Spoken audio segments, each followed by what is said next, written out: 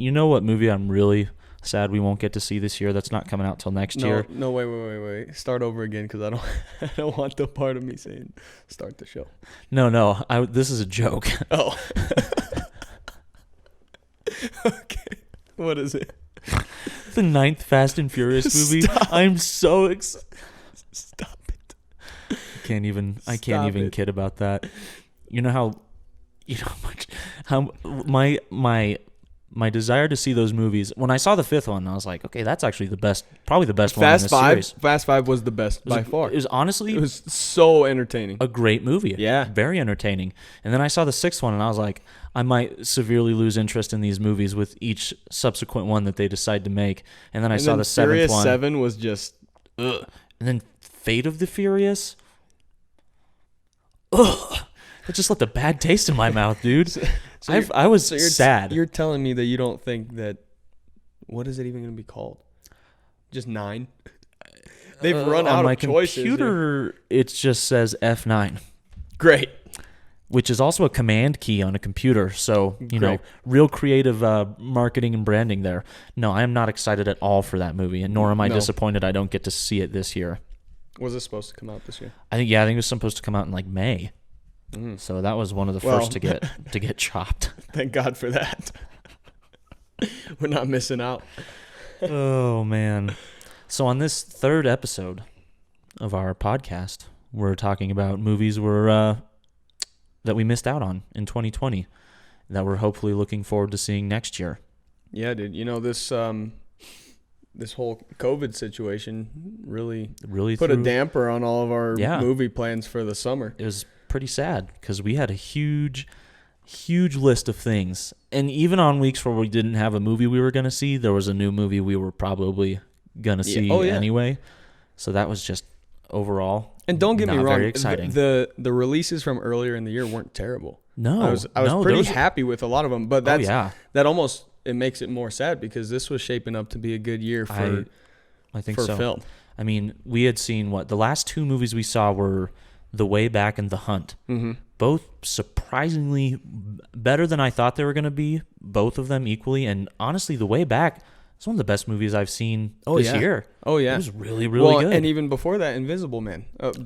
Week before. We saw those 3 in 3 consecutive weeks. Yep, that's right. And then after The Way Back, that was the last one we got to see. Man, we saw those 3 in a row, and I was thinking, this is going to be a banner year for film. Mm-hmm. And now, not really.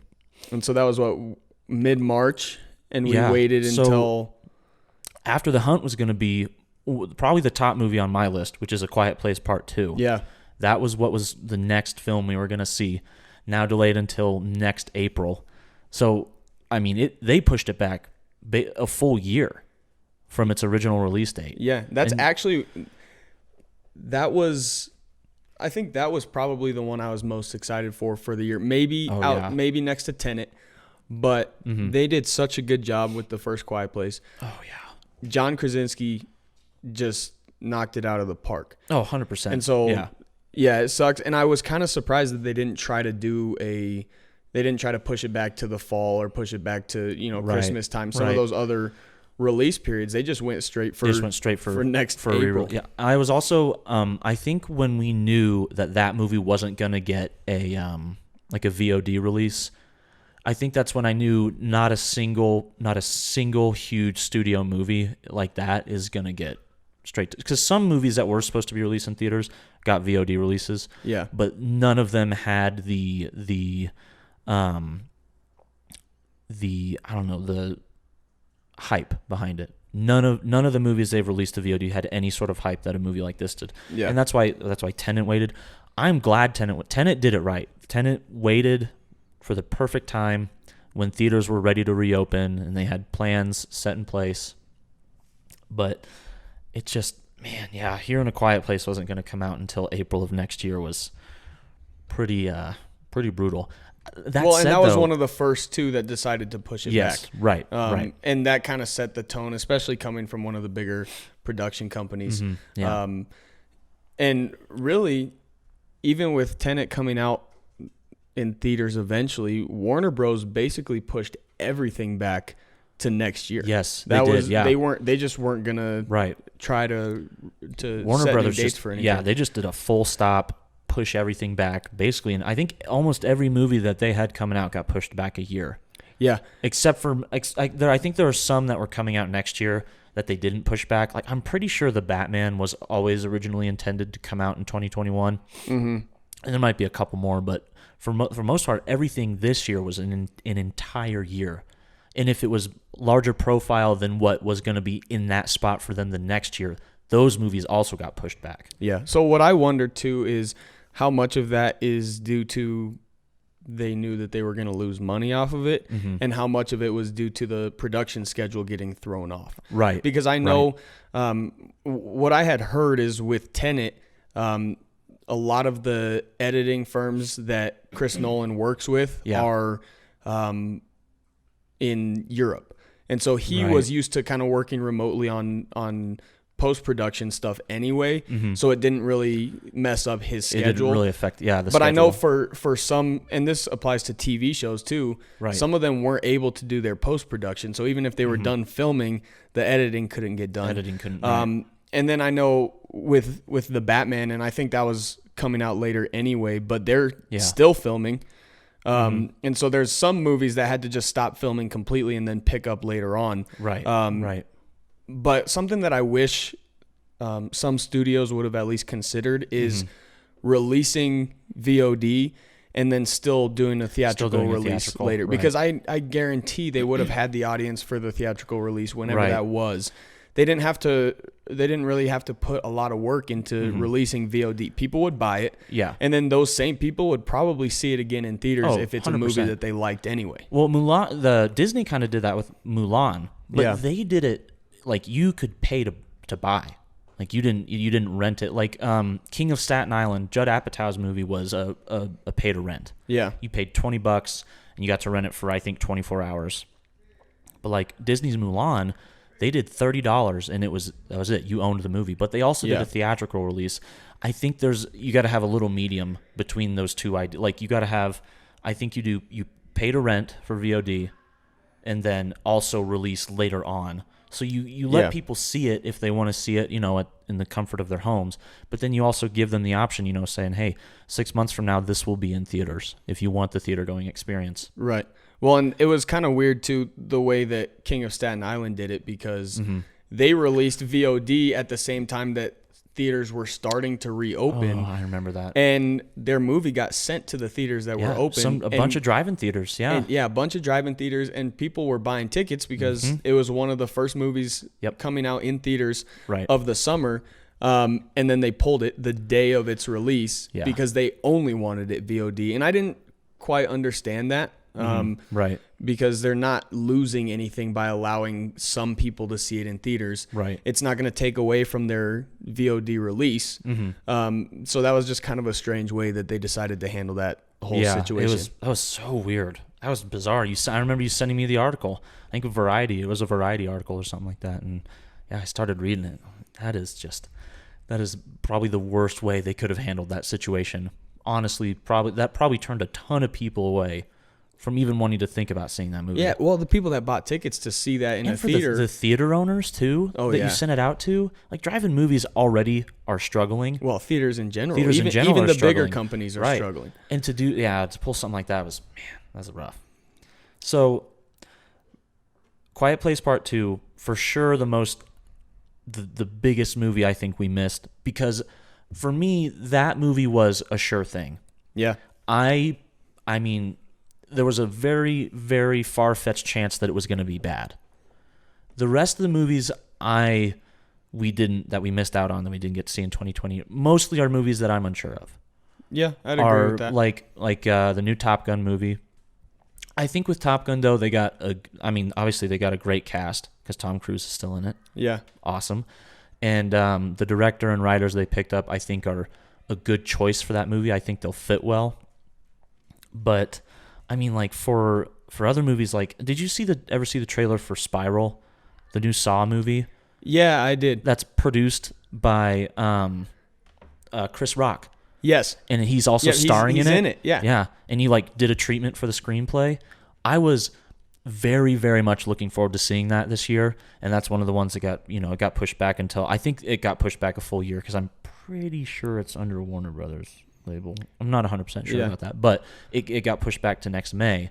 And I mean, that was at the top of my list purely because I liked the first Saw film. I liked how original it was, and it's kind of unique. It's not a great movie. There's a lot of flaws with it, but I always liked how unique it was. It just felt different in terms of horror. And then I saw the trailer for this, and I saw that Chris Rock was attached to it, and he was helping with the screenplay, and he produced the film. And that just, I don't know, it got me excited. It got me thinking, well, maybe there's going to be another good Saw movie Maybe again. something new. Yeah. Because that world is so interesting to have that kind of serial killer in that world of Jigsaw. It was always intriguing. And then, Saws 2 through whatever, 900 were just absolute, dumpster fires of movies. Yeah. And then they drop a trailer for Spiral, and you think, okay, well, maybe they might be onto something maybe again. They're trying to reel it back in a little bit. Yeah. So that's one of the movies that really has me interested, not necessarily thinking like that'll be good. I know that's going to be good. Because, like I said, A Quiet Place Part 2 and probably Top Gun were two movies where I thought these are going to be really good. Yeah. And we didn't, we missed out on those this year. I was excited for Top Gun to see, I think it's called Top Gun Maverick. Yes. To see what it could be. To be honest with you, I think a sequel is long overdue. Long overdue. That's one of my the original is one of my favorite movies of all time. So I was excited for it just to see what they were going to bring to it this second time when they had more resources for it, when they could do what they want, backed by a big production company. But I think pushing it back to next year is not the worst idea. That's now set to release July of 2021. Right, so they're getting that summer slot again by doing that. Right, and I think that was smart, at least for them. If they're going to push a movie like that back, a big budget sequel, everybody's kind of been waiting for it. I'm glad they didn't settle on like a Christmas release or even early next spring. They got the release slot that they wanted. Yeah. It sucks that we have to wait for a year. Right. And of course there were probably ways around that. Right. But I think the way that they timed it out is probably for their best interest. At least. Well, because Top Gun Maverick, it's not a movie that's trying to be like an Oscar contender. It's trying to be a blockbuster, and you release blockbusters in June through September. That is when you want your blockbuster out there, because that's when people are constantly having enough time to be able to get out there and go to the movies. To take a day in the summer. Kids aren't in school. Let's go see a movie. And Top Gun is one of those movies that has so much nostalgic energy behind it that people who saw it in the 80s, 30 years ago, are now grown-up adults, probably with kids that are around the right age to see a movie like that. Yeah. And that is gonna drive so many people to go and see that movie. I think that just the pure nostalgia alone, not let alone the fact that you got Tom Cruise in a movie. It's a big budget kind of war/action film, which already brings a bunch of people to the theater anyway. But you got that first film. You have the OG Top Gun going, hey, yeah, we existed back in the 80s. We're coming back again. Yeah. You don't want to release a movie like that in November when theaters just start opening back up. Right. And I think what kind of works in their favor is that obviously they've waited so long for a sequel anyway. Right. Pushing it back a year is not going to throw a big wrench in their plans. It's just a matter of time. It's just the fact that you have to wait. But man, when you see trailers for movies, those trailers come out a year before the movie comes out anyway. Yeah. And I think in the grand scheme of things, they probably feel like it's not really adding that much time to the wait because people have already been waiting for it. Yeah, well, and they can kind of play it to their advantage. People have been waiting for it. Even, I mean, we saw that with The Hunt this spring. Of course, that was delayed for much different reasons, but they just took that and ran with it. The fact that they kept people waiting. And what was the tagline? It was like, oh man, the movie everyone's talking about and it hasn't even been released yet. Something like that. They played into that perfectly. I can't remember who distributed that movie, but their marketing plan for that movie was brilliant. Yeah, Like, absolutely. that was one of the best ways they could have released that movie. And they released it at a perfect time, too. They just barely missed the mark. Yeah, one of the ones that I was thinking of is Candyman, one of the new horror movies that was going to come out. Yeah. I haven't seen when their new release is. It may be this year, but it seems like that's one of the ones that could suffer from having to be pushed back a year.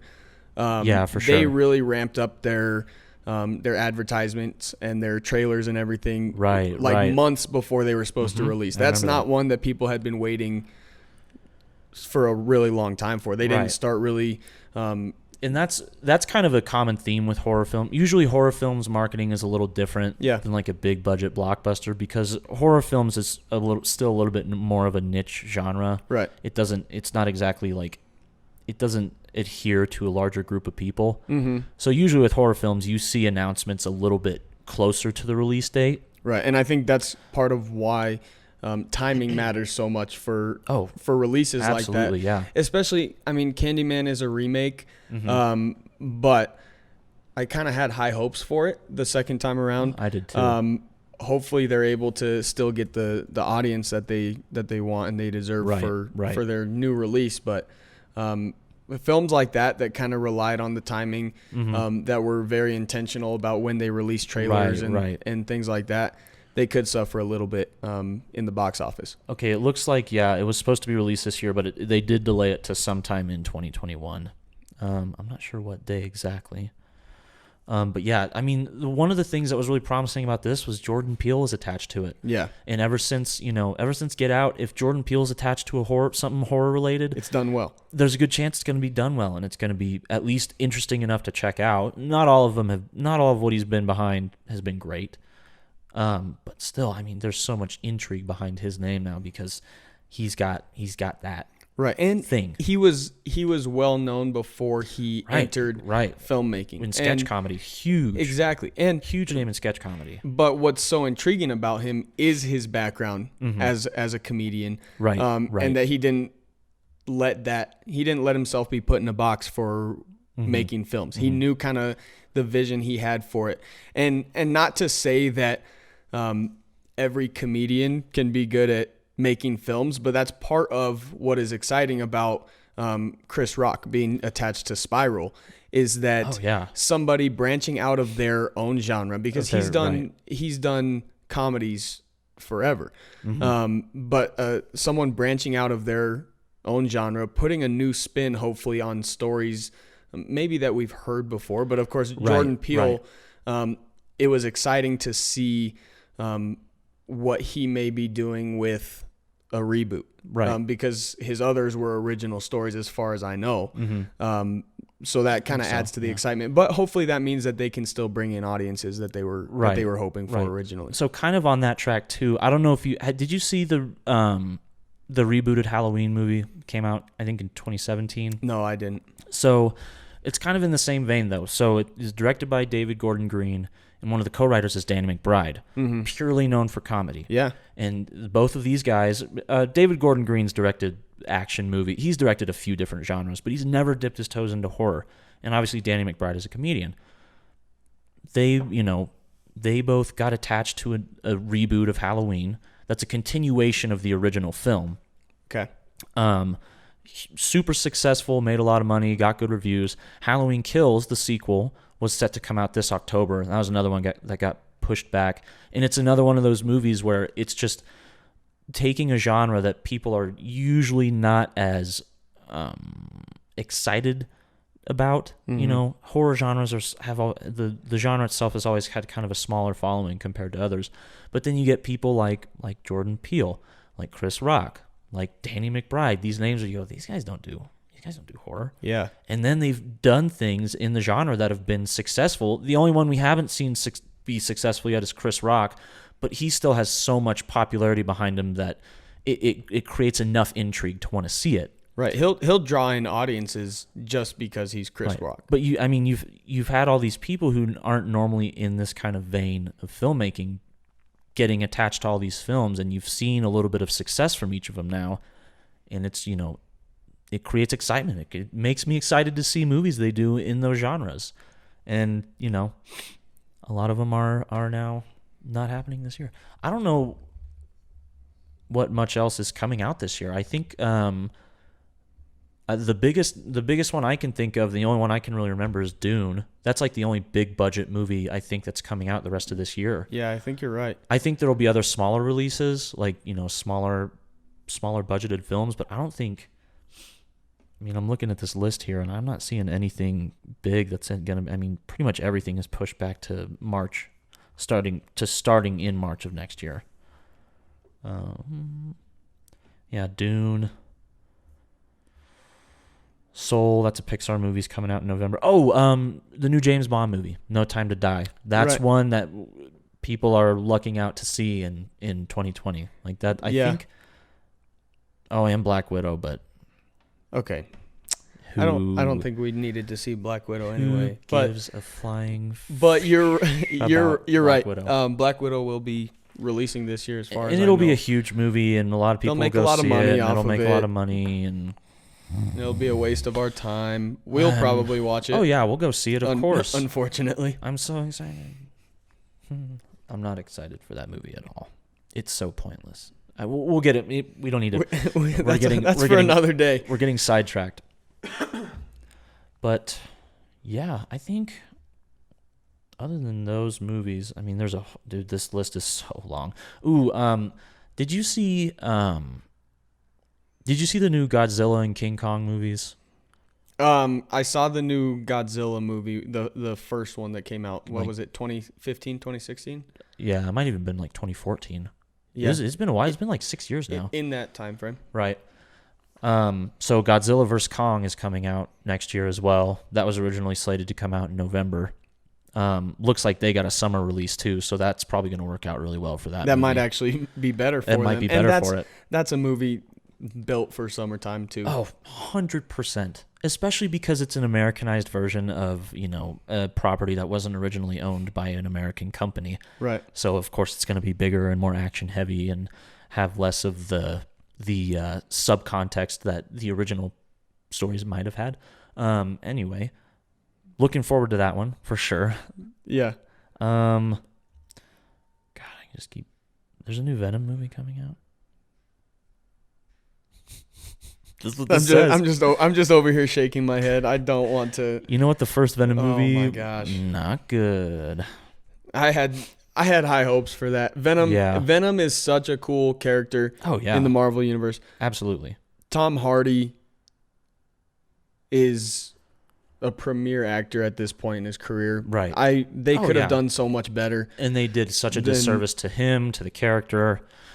We won't get into that either. I think we've pretty much covered all the movies we're sad we missed in 2020. But hey, at least they're still coming. Hopefully they don't have to keep pushing him back.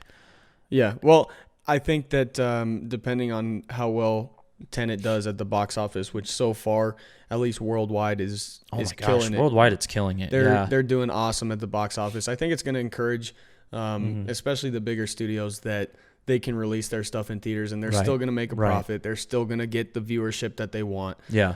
So hopefully the dates that are set now are the ones that will stay set. I can't really blame the studios for pushing their films back, especially the bigger blockbusters. Oh yeah. They want those prime slots. They want to release in summertime. So much about how much money you make and your box office success is tied to when you release. And it's tied to how many more movies you can get out of the, A Quiet Place 2 was possible because A Quiet Place was so successful and it made a lot of money and people liked it. Yeah, exactly. And if you don't time that right, if you don't time that the way they time that, you might not have A Quiet Place 2. Luckily, John Krasinski is a genius, and he made a good movie that people actually went out and saw.